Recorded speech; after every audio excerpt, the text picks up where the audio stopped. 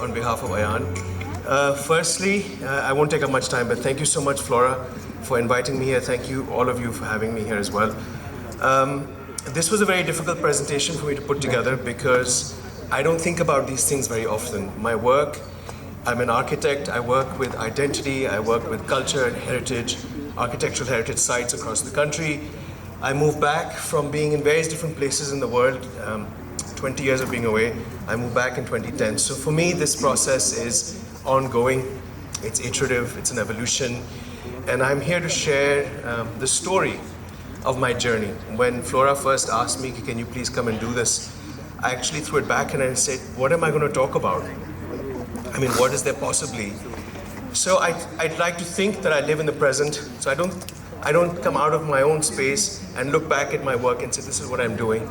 So I look to friends who I feel like maybe I've had some kind of an impact, what Hazik said, left a memory, and they have helped me, guide me on how to put this presentation together. It's been really difficult. I first had help from Flora, then I had help in the last few days since I suddenly realized I had to speak for 20 minutes and not 5. My domestic help, one of the boys in my house who looks after me, who looks after my house, my food, my animals, all my luxuries and privilege of my day-to-day life. So I sat him down and I said, look, I need help. आप मुझे daily देखते हैं, 24 घंटे देखते हैं, मेरी सारी पागलपन बर्दाश्त करते हैं. मुझे इन बच्चों को जाके बताना है अपने बारे में, मैं क्या बताऊं? So I said कि अगर आप ऑडियंस में बैठे होते, what would you like to hear about me? Because I don't really know what is relevant from my life to you.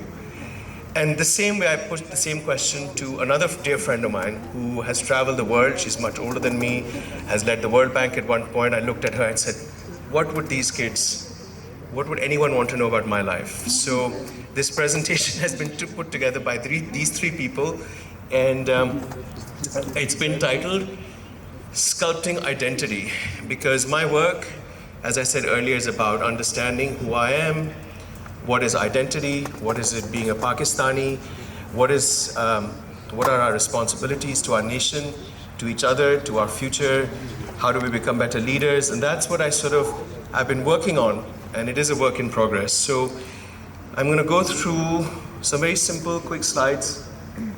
This was my legacy that I was born into. We're all born into a set of equations that are very simple social constructs.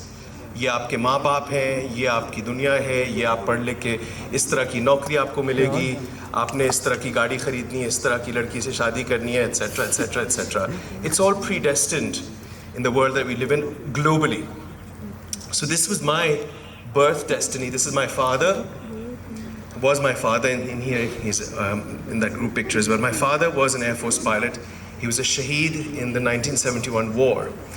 So I was 2 months old, which meant that I grew up in the shadow of this extremely decorated war hero. I mean, talk about pressure, no siblings. All the spotlight was on me कि ये बच्चा क्या करेगा?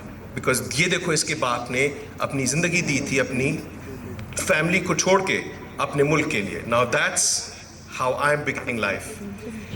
And I never knew him, obviously. This is my mother and myself receiving his sitare jurat when I was, 5 or 6 years old. This is me with my mother before all of that happened. And these are pictures that I didn't have access to, thanks to Flora and my two advisors at home. They said, "Aapko ye dhoond ke tasveerein nikalni hongi." Well, why would anybody want to see this? So anyway, I didn't have these pictures, but thank God for Google, who had these pictures. I grew up for some years in Karachi. I'm a Karachi boy. Went to school there, and my mother, as most mothers and most teachers, whether you believe it or not, they know you much better than you think they do. And they know you much better than you think you know yourself. Please don't undercredit your teachers or your mothers. So my mother watching this child growing up thinking, ye kya karega yahan? Isko bahar bhejo. So I was packed off at the age of 14, very confused. कि अच्छी खासी मेरी fancy सी grammar school की life है, why am I being sent out of my comfort zone to a very interesting place? So I went to school. If you guys can spot me in this picture, that would be amazing. So I'm 17, I'm your age in this picture. And it was a school very much like the school that Harry Potter went to. It was the Imperial Service College. It was the school that used to send the East Indian Company.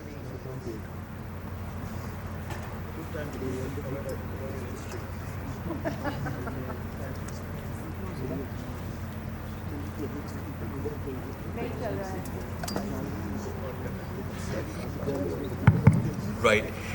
So the East India Company, which raided the subcontinent, as we all know, they used to send students, graduates from here to the subcontinent. So their library had amazing books from English to Urdu to Farsi, cultural history, clothing, jewelry, what the Indians were about, what the subcontinent was about. And I was being taught by the same people. It was a sort of military institute. And I have to say it was the best 4 years of my life. It was all boys, except for a few day girls that came in at the A-levels. But by and large, it was very difficult, but fascinating. I leave Haileybury College, the Imperial Service College, after 4 years. And Hazik, I'm one of those incomplete A-level students. Never looked back, nobody asked me my grades. I did 4 A-levels. I think this is the first time I'm publicly actually even talking about this. It's very embarrassing. I did 4 A-levels because they all thought, stellar student. He's going to be an architect, we'll send him to XYZ, Oxford, Edinburgh, ये वो वगैरह, तो maths भी कराया, physics भी कराया, 2 chemistry भी कराए, art भी कराया. And one of the kids who went to school with me was Chris Nolan. If any of you know the Batman films, Chris and I went to school for 4 years together. So I know him from when he was 14. But he finished all his A-levels. I thought, you know, I don't buy it. I just, at that age, I didn't have any great conscious ideas of where I was going to be. I just knew that this is not working. So I did them. And चुपचाप से पीछे से जाके मैंने SATs किए अपने, while the whole world was gearing me up for University of Edinburgh and Bath and Oxford with my A-levels, I went and got into an American university on the quiet. And so I walked out of my A-levels. I went and signed my name and said कि ये मैंने नहीं करना. I did the A-level exam because the art exam because I needed that for architecture school. So the art exam went so well that for 2 years, Cambridge University had all my art on display. So that I thought felt good, but that was the first time I took a decision of my own life, and I knew that this was something I would then have to be responsible for the rest of my life. Because I couldn't turn on, see, ये तो आपने कराया था, ये आपने बोला था, ये मैंने आपकी वजह से किया था. There was none of it was being done for anybody else. I was now going to have to stand up on my feet and pull my own weight. So I arrived in New York and terrified as an 18-year-old in New York. This is me sitting on some pillar post. पता नहीं मुझे तस्वीर कहाँ से मिली, but this is the only picture I could find from my university years. I went to Parsons School of Design on scholarship, graduated, got into Columbia University on an even bigger scholarship. Only 3 of us were headhunted from across the US. I didn't know what was happening. I went in for a simple interview. उन्होंने कहा आप बैठ जाएं, start करें. Now these are strange things to be telling you because it's only rare opportunities like this where I get a chance to talk about. These are different decisions that have all been such that they've brought me to where I am today. Everywhere I've been, people have wanted to know, who are you? Where are you from? The where are you from question has dogged me always. And that where am I from question has got me into these universities. Because I brought some value that I couldn't see, but they could see. That he's bringing XYZ, he's bringing, whether it's talent that they saw, or there's a global vision, or there's the way I presented my work, or the drawings. I don't know what it was. I just did what came naturally to me. I believed in myself, and I just continued to do what came naturally. And it was picked up, it was being seen, and I went from, this was graduation at Parsons, please look at the hair. And then 9/11 happened. So I finished my master's at Columbia. I'm going to race you through jumps of years. I finished my master's in '93. I started my PhD. The PhD had to be stopped because again I thought, this is colonial. I'm not buying it. Meri PhD mein likhunga. It's going to be about my country, about my people. It's going to be about third world media imperialism, which is what's happening now. And it's going to be sitting in a bookshelf in Columbia University. Well, what's the point of that? So I said, पहले जाके तुम देखो ना, तुम हो कौन? अपनी ज़मीन तक तो जाओ. So I left the US. I'd been away for 10 years. I came back to Pakistan in '95. and I started exploring the shrines and life and whatnot. I wasn't super happy. I didn't have any friends. I didn't know anyone. I still had a New York mindset stuck in my head. I thought I was cooler than everyone else, and I was like, this is not working. I did wander around. I went from end to end of Sindh. I must have seen 200, 300 shrines to understand Sufism, to understand inclusivity.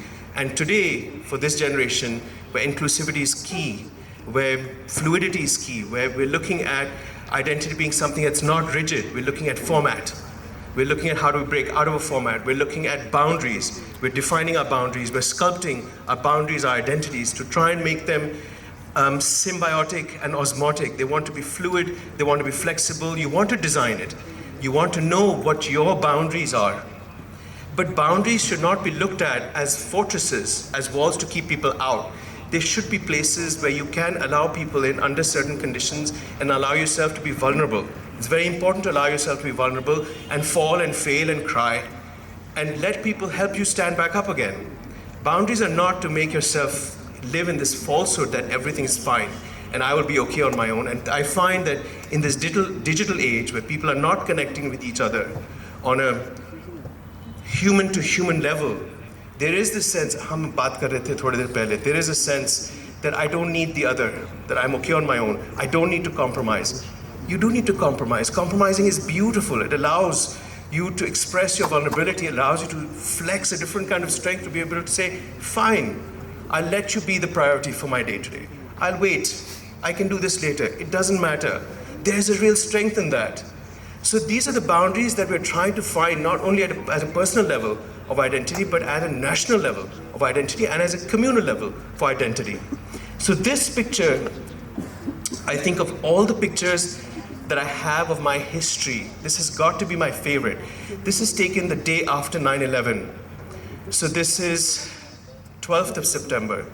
I'm in Chinatown in New York, single male Pakistani that the world is looking for, right? These were the profile of the terrorists, apparently, that had brought those buildings down. I watched the World Trade Center go down from my apartment in New York. It was an extremely traumatic experience, and it haunts me today. I have the newspapers from the next day. 9/11 today is a difficult date, because that was my home. There was a time when I lived in New York where we were proud of our anonymity. You would see people every day on the street. You were not worried about their color, their gender, their money, their jobs, anything. Now suddenly there was a shift, because suddenly the brown man came into focus. And suddenly they were thinking, well, is he Puerto Rican? Is he Mexican? Is he Arab? Is he Indian? Of course, nobody knew Pakistan. But it did show up. I was spoken to in Spanish a lot of the times, thinking I was Puerto Rican. But now they would look at me different and say, maybe. So this picture is amazing, because that t-shirt I love in New York, it was made in Bangladesh. There's a Chinese woman who spoke no English, who lives in New York. And here she is trying to sell me this $5 t-shirt made in Bangladesh, wearing her rice hat, to a man who's wearing a Lee t-shirt, classic American brand, and Calvin Klein glasses. So the semiotics of this picture is something that I find really profound. It was just taken randomly by a friend of mine who's like, this is funny. But I look back and now think, wow, this is pretty profound, and I love this picture. I left New York thinking there's got to be more about me, more about life than just this 1000 zip code and 212 area code. Now, great, ho gaya New York. I started looking at land. Who are the people? To see how I fit into it. Like, what is my land? Who am I? Who are my people? I hadn't left New York at this point. I did eventually. So I moved to as far away from Manhattan as I could be, which was into the desert of New Mexico. I went to Santa Fe, New Mexico. I didn't know anybody, I had no friends. Again, I just arrived. I picked up a map, and I said, this is where I'm going.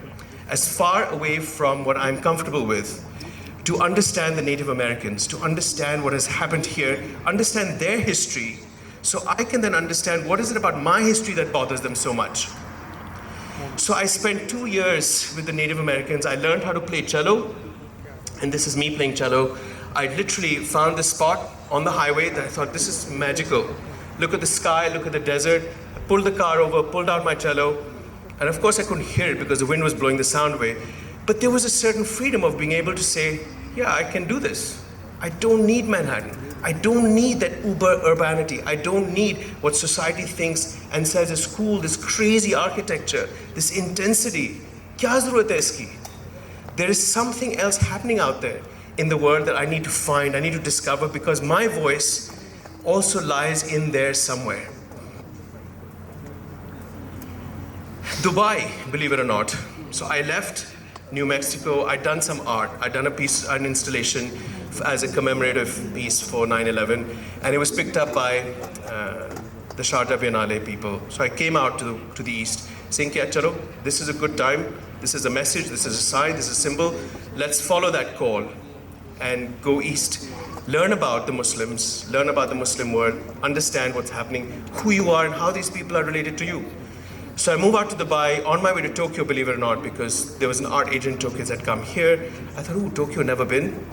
Tokyo gaye, nahi pasand aaya. I didn't like the Japanese. I didn't like the $6 for a banana business. Nobody spoke English. I found them really weird. And I must be the only one on the planet who didn't find anything novel and exotic about Japan. I came back to the Middle East. And I settled in Dubai. This is a picture of my very small design team. We won some pretty large design awards. I don't think the design award was necessarily because the design was good. I think I had now come to a point in my life career, at a personal level, at a sort of level of aesthetic of how to live, what life was going to be, as an aesthetic, as a philosophy, that was authentic. And in Dubai, to find anything authentic, as you know, is very difficult. It's all extremely produced, highly manufactured, and very fake. So I think we won the awards we won because there was an honesty to it, there was a simplicity to it. And there was an authenticity. It wasn't fancy, it wasn't super expensive, it wasn't heavy duty, high tech, glamorous, glossy materials, just nicely thought through. I came back to Pakistan and started teaching. So Dubai ended in 2010. I came back due to personal reasons. The family, I thought it's time to be next to my mother. And she was happy about that. So I started teaching at architecture school. They said, you've come back, why don't you get involved in Indus Valley? So I started teaching simple understanding of proportions and design. Interior design I used to teach, architecture I used to teach. And these slides, again, are important to me because of what's written on the board at the back. What is interior design? Look at zoning, look at scale, look at measurement, look at proportions. And then I realized that all of these things which I'm looking at from a Western point of view, for modern architecture, as we were discussing earlier, actually are embedded in our own regional architecture, indigenous architecture, how we live, how we understand land, how we understand food, how we understand music. And then I started working with Adobe. That's me supervising, 7 in the morning, supervising on site. That many years ago, why are we not learning from this? Why are students not learning? Why don't I know about this? And why didn't Columbia and Parsons teach me about this? I thought, right, we're going to do this for ourselves. We'll write our own history. We'll find our own roots. And we'll start talking about identity so that you guys can take this forward. As I started all of this, some of you may or may not recognize this face.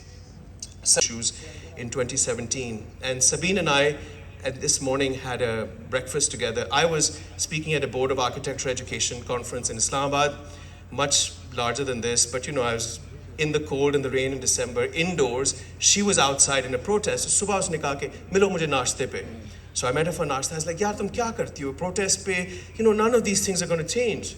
You can't sit from the outside and keep doing tanqeed. Kuch nahi hone wala. You have to get involved. Like, I'm sitting here in this boring conference. I'm sitting here and I'm taking up a space and a seat for somebody who could have been potentially more boring than me. So I'm doing my bit. And tum kyun karti ho? And what I do since that point, which is after which Flora and I met, and again, because I'm standing here, she said to me, Zain, तुम्हारे जैसे दोस्तों के वजह से मुझे सड़क पे निकलना पड़ता है. And that's when I realized how I was underutilizing my privilege of the travel, of the education, of all the experiences I was sitting on and taking for granted and being obnoxious about it because I wasn't doing anything with it. I wasn't giving back. I wasn't giving back enough. I wasn't making enough memories. I wasn't connecting with the common man. I was doing it, but it was very kind of like, chill mode. And this shook my system because in a few months she was killed. And I put all my work into fourth gear. I was like, she's bang on. I need to do better because I can do better. I can't be sitting around with this material and just take it to my grave. So that statement haunted me and pushed me to do the work because, I mean, imagine she said, तुम्हारे जैसे दोस्तों के वजह से मुझे सड़क पे निकलना पड़ता है. That's pretty heavy. And we finished the anda toast and went on our merry ways. But this is the impact she's left on me. I then started doing educational tours, taking kids out of schools and saying, let's take you to your roots, let's understand your identity, let's understand the true cultural genetics of what runs in our blood. Who are we? Who am I? Who are you? And the fact that we are the same. Who are our ancestors? How do we connect to the Silk Road? What do these forts mean? Why were they built? Who built them? Why was that location picked? What was that land about? What was happening with the water there? Water, people who live in the middle of nowhere that nobody knows about. I got involved in human heritage work, saying, ठीक है, आप forts पे आते हैं, आप इन लोग के किले देखते हैं. These are the true custodians. What can you do for them? So I got involved in conversations with them. Haziq would have loved this. Got into their clothes, started building wells for people, building homes, getting involved in education in middle of nowhere rural environments where nobody sees them, nobody talks to them, they have no bijli, no gas, no schools, no nothing. And this is what started happening, these kinds of connections. And I realized that there's a lot more. And then, presenting it at Hisar Foundation, which is the water people, these are the connections that matter. Everything that I had learned at my fancy high school, at Parsons, at Columbia, every year of this work made me realize the diminishing value of all of that work and the even more diminishing value of the 3 A levels I walked out of. I realized, thank God you didn't do it because kahan tum jaake phas jate. Land, people, middle of nowhere, the voiceless. Of course, it's all connected to animals. So I thought, right, in log ke saath kaam karna hai, to inke janwaron ke saath bhi kaam karna hai. I started an animal rights organization. I'm the president for SPAR, Society for the Protection of Animal Rights. We've worked with the Karachi Zoo. I believe this is the next slide. The redesigning of the Karachi Zoo. This presentation being made not in some office, but at the zoo, in front of the monkey cage who was spewing water at me throughout. And the guy standing in front said, "Sir, aap samne se hat jaan, aapke upar pani phek raha hai." I said, "Phekne de usko pani mere upar. Main usi ke liye yahan khada hua hu. Usne meri drawings kharab kar di, koi baat nahi, hum dobara bana lenge." I'm here to release him from this horrific life, right? And these are the things that we can do. अब मैं architecture करके मैं 1000 गज के plots पे घर बनाता रहूं जिंदगी भर. I mean, that's just suicidal even as I hear myself saying it now. This was so much more exciting. That monkey has died since then, unfortunately, but some of them have been saved. Here's a goat that's been saved. This is again in Thar and Nagar Pakar. My connection to the voiceless grew and grew and grew, whether it was the voiceless in terms of the buildings I was looking at that nobody had written the history of. And we go there, we talk about listening to the buildings, listening to stone, listen to them whisper, whether it's the Baltet Fort that's built on anda and dalia and bhusa, and it's like a sponge-like creature that moves. That's the kind of identity and the kind of boundaries that I want us to start talking about as a community and building that is flexible and fluid and spongy and warm and gentle and nurturing. How people live, of course, climate. Climate comes, you look at the people, their homes, their lifestyle, their animals, and then you end up building homes for them. So we built a whole bunch of floating homes for people in interior Sindh 2 years ago when the Living Indus project had just started kicking in. And this is really funny because I think I'm making such a huge effort by getting into shalwar kameez and looking like one of them. Nobody buys it. They're like, we know, but the beauty is that wo jo burger ki baat hui thi na, earlier, Lubna had said, कि burger खा के आप नहीं करें. What happened? I still look out of place. I still look like an idiot. But they give me respect for making an attempt to look like the class clown. They're like, ठीक है, ये आके कर रहा है, but ये अंग्रेजियत नहीं लाके दे रहा हमें. ये हमारी, I worked with them. I said, you tell me how to work with bamboo. I have some ideas, but I'm a little bit now not sure they're the best ideas because they were taught to me by people that I'm not sure I'm convinced by either. So I work with them, and I do co-learning and co-training. They train me, I train them. I show them a model, say this is how I think we can do it, this is how you've been doing it. Then they'll be like, sir, aise nahi karte, isko is tarah karte. And we create models that work for them, and I leave it with them. So it's not imperialist. It's not saying this is how I think you should live. You've suffered climate change. आपको इस किस्म के घर में पक्के घरों में इस तरह रहना चाहिए. No, I'll give you something that आप खुद फिर अपने लोगों को master train करके खुद आके लेके जाए. Empower yourself. Don't depend on me to come and do it. You want the funding, I'll get you the funding. But build the stuff yourself. Their food, of course, all of this impacts their food, right? How are they growing it? What are they eating? आपने खाने की बात की थी, right? How much of the food, the poor nutrition is impacting the growth of their children.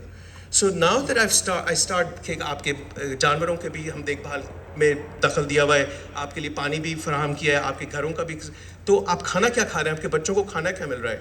Sometimes you take them to doctors, but I eat with them. This was in a shop. I was on a food tour with Banin, but actually we then went into their homes and said, let's talk about your food. What are you eating? कहाँ से आ रहा है? And शहर का खाना तो खासा गलीज होता है because it has no nutrition in it. So wherever we can get them to start growing their own food, like I do in my house in Islamabad, we try and start working with them on that front.